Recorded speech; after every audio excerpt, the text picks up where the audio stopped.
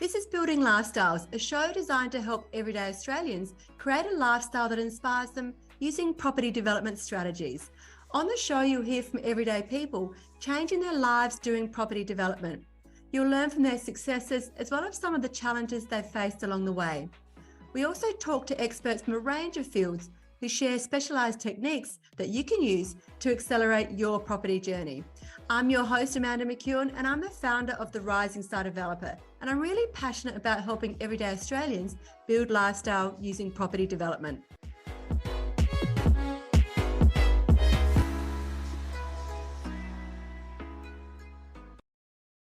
Welcome to another exciting episode of Building Lifestyles, a podcast that delves deep into the world of creating wealth and lifestyle using property. I'm your host, Amanda McEwen, and today we have a remarkable guest who is truly a powerhouse in the world of property renovation. Our guest today is none other than Bernadette Janson, a highly respected renovator, speaker, trainer, and coach. Bernadette is not only the founder of the School of Renovating, but also the creative force behind She Renovates. With over 3 decades of hands-on experience, she's an expert at transforming neglected properties into profitable assets.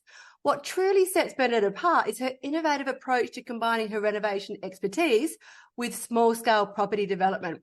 Her strategies have revolutionised the real estate game and have resulted in remarkable success stories for herself, her family, and her community. In today's episode, we'll be diving deep into Bernadette's journey, exploring her invaluable insights on profit-boosting strategies and the power of combining renovation with small development. We'll learn about her experiences, challenges, and her unique path to retiring at the age of 29 and creating a lifestyle that she's always dreamed of.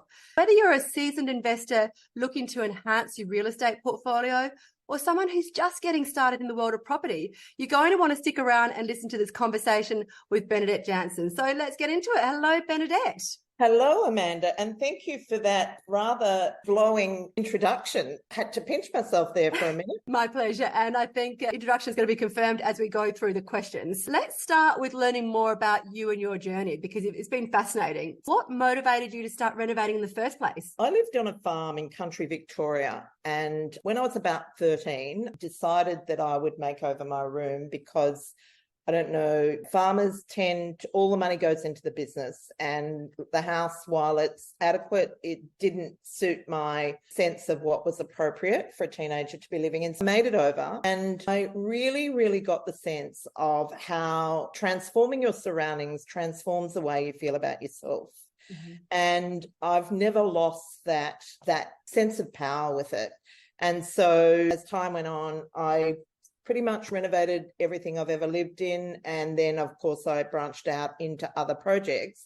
And I married Stephen, who is equally as addicted to renovating as I am. So we've sort of taken it from there. And I've been renovating for, a very long time.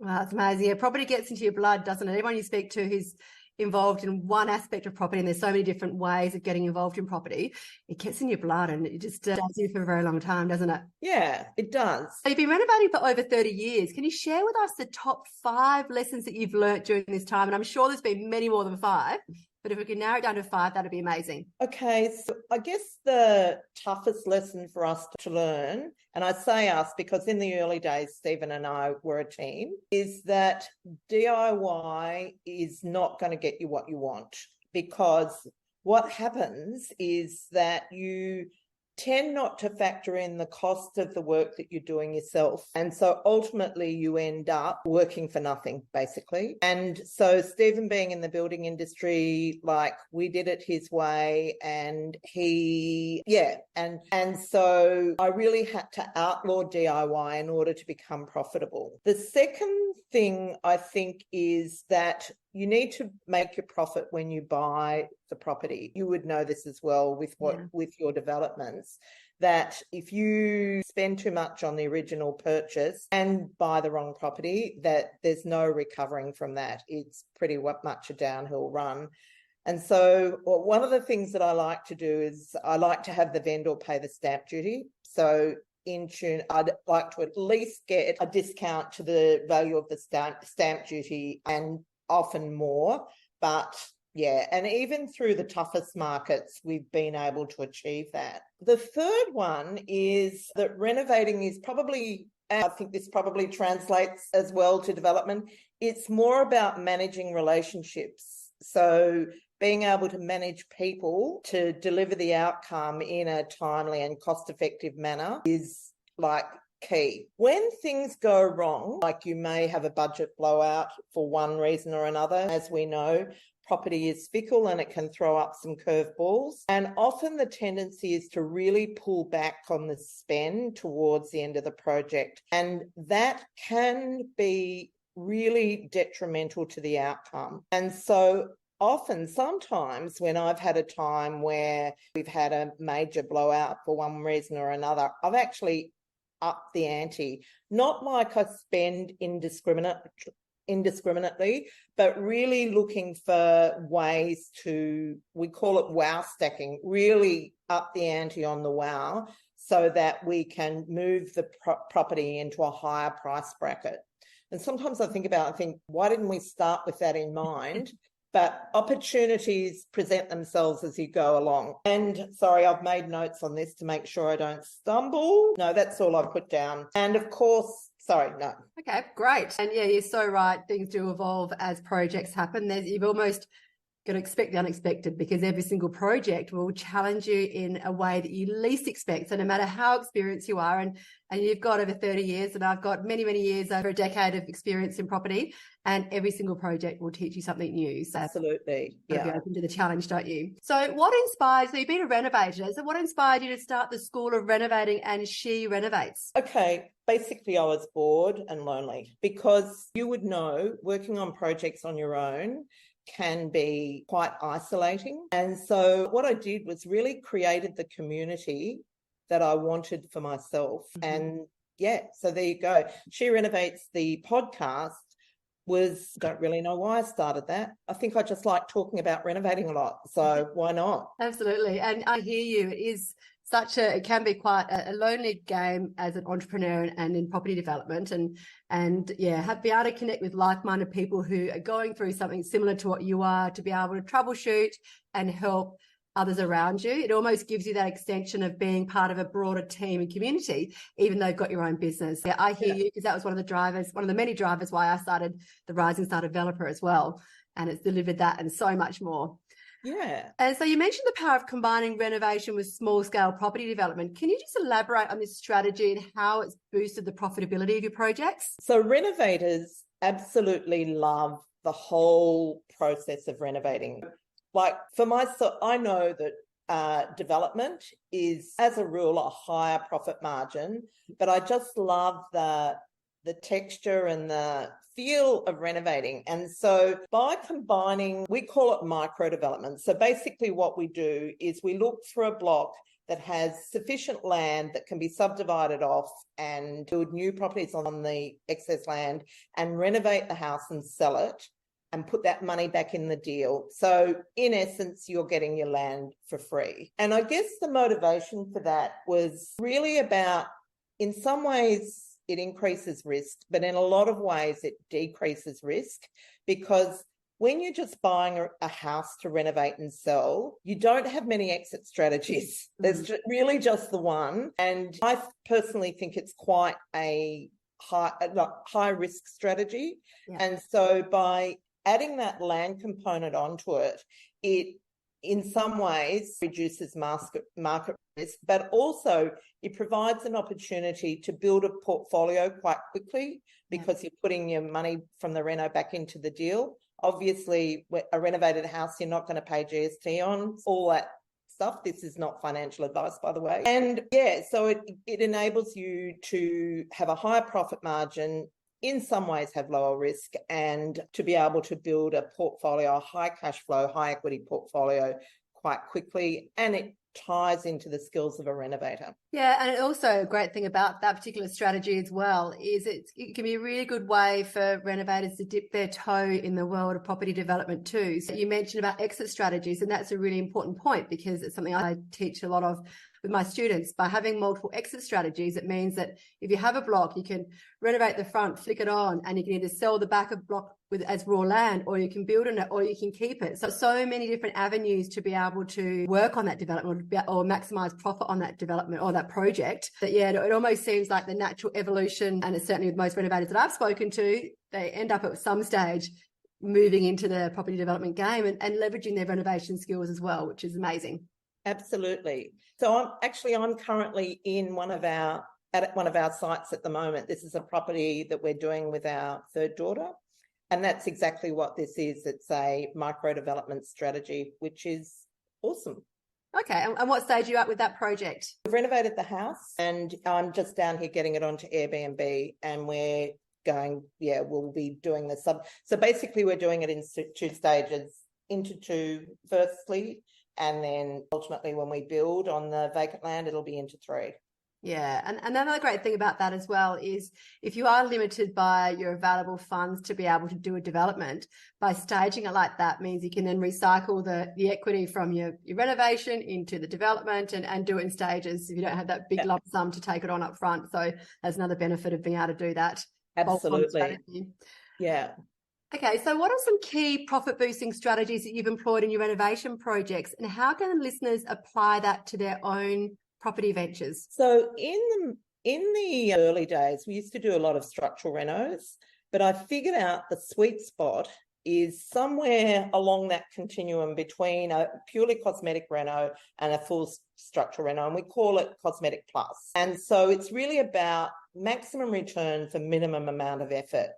And so it might be, generally, it's a way of making the home more appealing to a current market. Usually they're old and dated, and floor plans are a bit, eating kitchens no longer that desirable.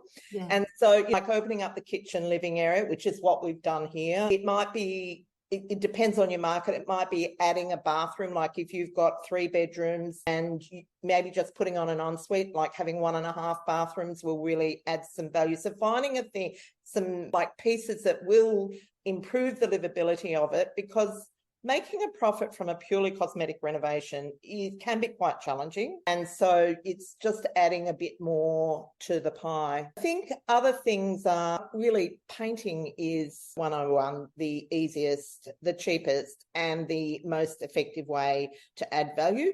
But just making sure that you work with a colour consultant and make sure you get the right colours, because we talk a bit about perceived value. And like if you paint a property in a colour that doesn't have broad appeal, then that will just really not work in your favour. I think really being like, you need to have broad appeal, but just not being too generic. Like the tendency with renovators is you always put a white kitchen in, standard white bathroom with the concrete light grey floor tiles. I think our market is a little bit more discerning and requires a bit more uniqueness in how you do the reno. So yeah, just not being too wild, because obviously you don't want to polarize your market, but just making sure that you're not doing generic, sort of a generic style, if that makes sense. Yeah, absolutely. And that same concept applies to development as well, right? Because you want to make sure that you are creating a vanilla product in a way that it appeals to a broader sector of the market, but also has that sense of wow to differentiate it. So that same concept very much applies to development too. And I think it's, as a developer, and I imagine it's the same as renovation as well, you almost have to take away your own passions and flares and tastes, because you're not actually renovating or you're developing for yourself. You're actually developing for somebody else. It's that fine balance. And I know when I speak to my students, some people, it's not their flair. And if that's the case, go find somebody who does that, where it is their flair. Get input from a colour consultant or an interior designer. Bring in the skills that you don't have. Absolutely. It's interesting because I've been thinking about that a bit lately, because I have some renovators who do renovate to their own personal taste and like just absolutely nail it. But now that I think about it, they're interior designers, the ones that I'm thinking of. So it's probably, a learnt skill. And so then to them, I would say absolutely stick to your specialty house. But okay. With 3 decades of experience, there's no doubt you've had plenty of challenges along the way. Can you talk us through a couple of, probably say 3 challenges that you have dealt with during your time in renovating and how you've overcome them and the lessons that you've learned? So I think the first major challenge I had from memory was actually we did my very first development. It was a 1-2 in Adelaide. Now, you're in Adelaide. Yeah. About to launch into, anyone would know that Adelaide can be quite a challenging market, but you would know all about that. Well, certainly at the time we were doing that, and I had no idea what I was doing. I just thought, you walk down the street, thought there's a house, I reckon we could bulldoze that and put a 2 on it. And it was like, I wouldn't say it was disastrous. We didn't lose money out of it, but I learned so many lessons out of that project that it has placed me in a good position moving forward. And one of the things was almost 20% interest rates. Wow. Which at the time was really challenging. We ended up selling them pretty much at cost. And I think the biggest thing I learnt out of that was what a horrible mistake that was, and how not so much obviously not doing the right research, but really the thing that I learnt was my lack of knowledge around finance and how to finance that. Because knowing what I know now, I know that we could have held those properties and still own them today. But I had it in my head that we had to sell them because they were costing so much to hold. But I didn't need to do that. So learning how to finance projects has been really a key thing. Moving on, I've experimented with lots of different strategies. I've done subdivision, I've moved a waterway, I've moved a house, and I think I've sort of come to a point where I just let things unfold rather than be really committed to a particular outcome, having multiple exit strategies so that one thing, as you would know, when development's involved, often a door will close and you need another one to open to progress. What other challenges have I had? Oh, yes, sorry. I did think this through. One of the main challenges was having a husband in the building industry, because I'm sure you come up against this, and it may not impact with development so much, but certainly with renovating, tradesmen and builders want to gut the house. That's the common process, and they want to build to a standard that they would do in their forever home. And you just can't afford to do that in most scenarios because you just don't make any profit. And a lot of times the profit with renovating is about what you don't do. Now, you do need to deliver a quality product, but you have to be a little bit more resourceful in how you do that. And so, in our early days, I mentioned we did a lot of DIY. Stephen would be building roof frames, I'd be tiling bathrooms. It was crazy. And what I ended up doing is, as I said, outlawing DIY and really creating my own structure for how we ran the renos. And I call it housewife managing a family budget married with professional project management skills. And so we have a lot of workarounds. So if you want to deliver a really good outcome, often we have tiny budgets, we will upcycle a kitchen. We will buy a pre-loved kitchen and save ourselves 20 or 30,000, but we still need to be able to deliver that so it looks new. So is that enough?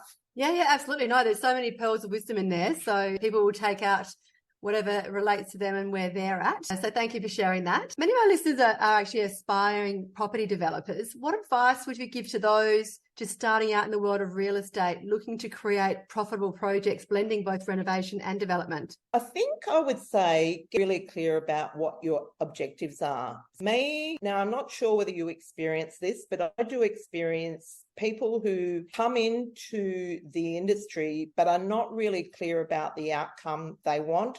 Their thoughts about their renovating or developing are really based around a project and not based around what they want to get out of it. So I have a lot of flippers in my community who will do a flip. In fact, I had a situation this morning. One of my women had this deal that she'd found in Newcastle, and it had about 100,000 profit in it for a quick flip, and which she was quite keen on moving forward on it. And I just looked at it and I thought, that is so much work for 100,000 profit. And you could do, and she's a town planner as well, so she could do so much better and create more long-term wealth rather than just doing a quick flip of a house. I think really understanding what you want out of it. And I think people in their 20s and 30s probably can't really relate to what's going to happen in their 40s, 50s and 60s. But really, the long-term game for just about everyone, I think, should be, 1, pay off your mortgage, 2, replace your income so you have freedom. And unfortunately, it took me about 20 years to figure that out.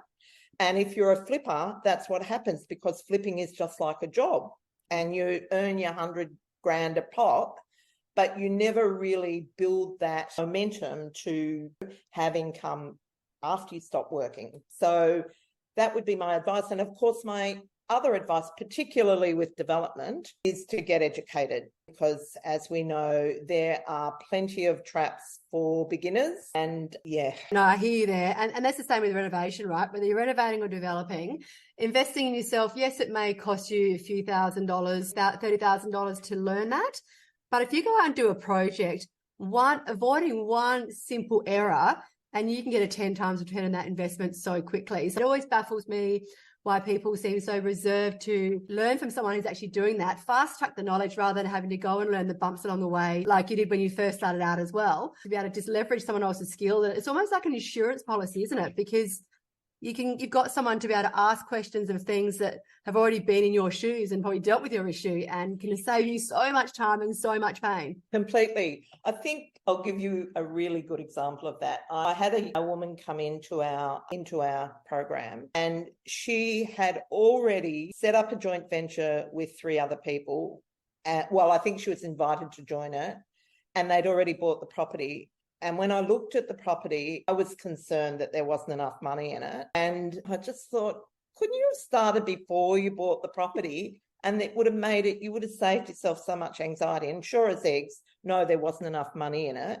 And so it's a lot of unnecessary pain for a few $1,000s that they would have had to pay. Yeah.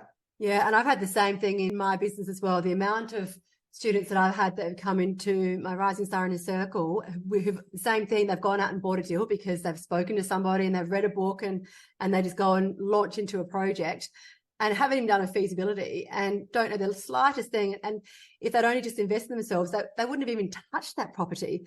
And so there's been a number of instances where I've really had to try and help unravel that with students to get them out of a bind, so that they won't have to restart from scratch, lose money, take a hit, and then go, because they would have lost a lot more money if they'd proceeded down that path. So each time I sort of go, gosh, if only. And they always say to me, oh, why didn't I meet you earlier? And it's like, well, always educate yourself. It's just absolutely. But I also think it's more than education when you're a newbie, because I think it's a bit like riding a bike. You can learn how to ride a bike from a book, but when you get out on the road, making those judgment calls doesn't come second nature until you've been doing it for a while. And so I certainly think, and particularly with development, actually with renovating as well, is getting some coaching, having someone that's done it before, so that you can get them to review your feasibility, see what you've missed out, because as you say, there are many traps for beginners. And you don't know what you don't know. I find with my group coaching calls, right, I think they accelerate people's learnings, because you're getting your own questions answered, but you're also hearing other people's questions that you hadn't even thought of, that may be at a completely different stage of a project. And just by having that knowledge before you even get there, just really fast tracks people as well. So absolutely. Groups, that's for sure. Real estate markets can be unpredictable, as we know. We've both been in the game long enough to see the ups and downs of a real estate market. How do you stay ahead of market trends and make informed decisions when it comes to choosing your projects? So firstly, I stay very in touch with my local area, with our mainly women, we encourage them to become area experts, to know their area well. Because if you don't, it's too much of a gamble. And so that's one thing. The other thing is we do work with John Lindemann, who is an analyst, and keeps us in touch with what's coming up. Because I really don't think anyone can really, who could have predicted COVID? No one. There's lots of things that happen, but I think as long as you know your area well. And the other thing with renovating is, part of your feasibility has to be a really robust exit or plan B, because like a lot of people pay lip service to that and say, oh, if it doesn't sell, I'm just going to put it on, rent it out. Whereas they haven't actually sat down, worked out, got a rental statement, worked out how much they're going to get for it if they rent it out. Is that going to cover the costs? Because, so really being more thorough in that area in order to be able to ride out the peaks and troughs. Just after the Royal Commission, I had, the Banking Royal Commission that we had to have, and the market absolutely plummeted. And I had 3 projects all just about finished. And in Sydney, the market just died overnight. And so fortunately, we were able to hold those properties. And so what we did is put them on Airbnb, which is my go-to, because I love Airbnb and I love not putting a long-term tenant in my beautiful new renovation. And then just left them until the market picked up. And so the difference in sale price on 2 of those properties between 2019 and 2020 was around about 400,000. So just having that sort of robust plan is really, really important. Yeah, and I'm guessing one other thing that would be similar in renovation to property development is also having that contingency in your feasibility as well. Yeah. Do you find your contingency always gets used? Yes, it does. It's always there as that safety net. Yeah, whether projects go up or down, I mean, it just buffers the movement either way. If you have a contingency in there, that's what I find anyway. I never find that the budget goes down. Oh no, it doesn't. But what with in property is your sales can go up quite considerably. Oh yeah, you might have an interest that goes up. Yeah, it may come down depending on your build costs, because in development we're doing budgetary numbers on build costs. We probably don't have as much visibility into how the numbers are going to look as a renovation, because it's a lot more specific. So that's where I think your contingency is there in case. Yeah. If you put your fat in there, then your build cost comes in less, then you've got a bonus. That's where I think it's really important, particularly in development. Yeah, absolutely. All right. So also, we often hear about the importance of location in real estate. How do you go about selecting the right properties for your projects? And is there any factors that you consider most crucial? So it depends on your market. I think the key thing as a renovator is knowing your market in whatever location you choose to work in. Like I tend to want to work close to home. Mm-hmm. And knowing your market really well reduces the risk and helps you to maximize your profit, because you know what they want, so then you deliver it. But of course, if you're prepared to travel, that gives you the options for selecting an area. And I think a market that's really good for renovators at the moment is the downsizer market, because they're selling their big homes, they're cashed up. While I wouldn't say that interest rates don't affect their willingness to pay top dollar, they're not as exposed to the risks of interest rate rises. And does that answer your question? So making sure that you get an area that has a strong market. For instance, we've got a renovator that works in Port Macquarie, and she has a really strong downsizer market. And that really helps her. She knows exactly the deal, the type of property she needs to look at, the type of renovation that she does. And it always delivers like a really round about 200,000 profit. Yeah. Yeah, and that's very similar in development as well. Like we spend a lot of time always making sure we really understand our target market, and then we create to our target market. So it's a similar concept in development as well as renovation. Yeah. Collaboration seems to be a recurring theme in your work, including doing deals with your children, which I absolutely love, and I can't wait to do that with my children as they get older. Can you tell us a bit more about the benefits and challenges of collaborating with others to do deals, and especially family members? How do you manage that to make sure that the relationship is first and the deal is second? Yeah, this is probably another challenge I should have mentioned. I started doing joint ventures when I ended up in a contract for a property that I had no finance for. So 2 days before Christmas, I thought I'd cooled off. My solicitor had gone on holidays and didn't tell me, didn't cool off.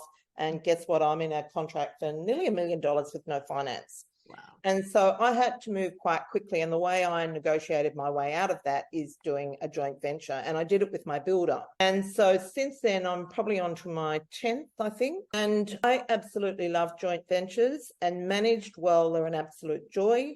and managed badly, they're a disaster. And so there's some key elements to it. Firstly, you want to make sure that you're going into the relationship with the right sort of people.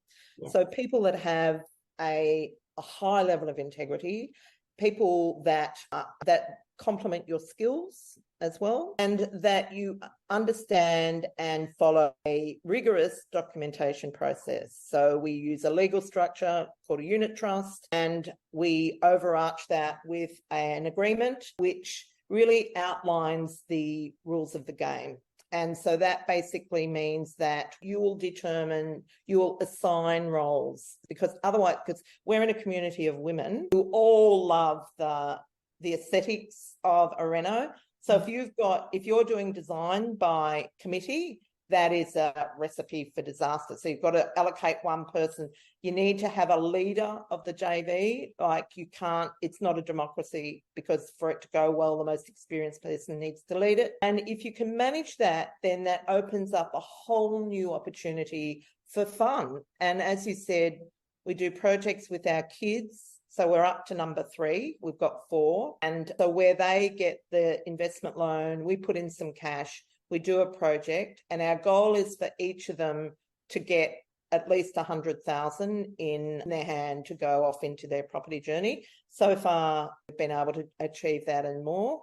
But we also do projects with our community. I actually do projects with my students, because one of the reasons is because a lot of my students come in and want to flip, and I just get nervous about them taking on such a high risk strategy. So what we do is we run a class project, so where the buck stops with me, and so they invest in the project, we run it together, and so I'm leading it, so the decisions stop with me and we split the profit. And we're up to our 3rd one, and we're just pulling together the members at the moment, but we're looking at a block of units in Melbourne, and that's a lot of fun too, and it's a learning experience. So I think they're great in a mentoring situation, because you can have someone that's inexperienced with someone more experienced and learning on the job.